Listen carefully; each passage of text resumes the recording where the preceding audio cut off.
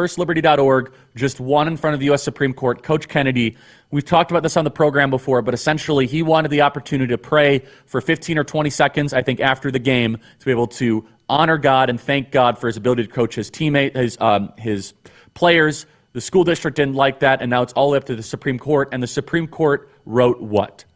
6-3, that violates the First Amendment. They violated his right to free speech, his right to the free exercise of his religion, and saying that some student or some spectator might see him from 100 yards away meant that they should squelch and really take away his First Amendment rights is no excuse. And so a really strong opinion in favor of the First Amendment, in favor of Coach Kennedy. In fact, this is going to be something that affects every teacher, every coach. They don't have to run away from who they are. In this country, neither teachers nor students relinquish their First Amendment rights at the schoolhouse gate.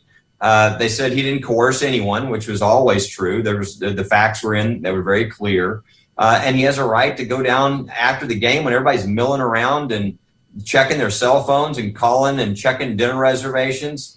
The idea that he couldn't go to a knee and pray to thank God for the privilege of coaching those young men that he coaches, it really was outrageous. But for 6 years, Charlie, he lost every step of the way.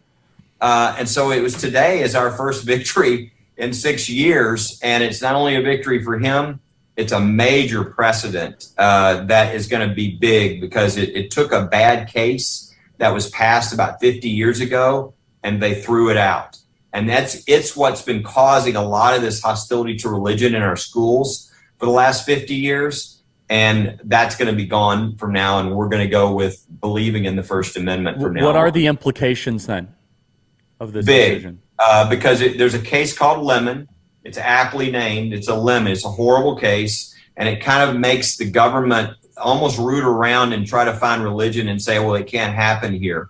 And that's not what the First Amendment says. We don't want the government to coerce anyone with regard to their religion or establish a national religion, but we also believe in the free exercise rights of every citizen and the free speech rights of every citizen. So the idea that you would remove religion is not what the founders were for, and that's not teaching kids the right thing in school. And so now everybody's going to have their constitutional rights. We've got a court who believes in originalism, which is what is the original meaning of the text, and they're taking us back to these founding principles that our country is built on. So God bless Justice Gorsuch, and God bless Donald Trump for putting these great justices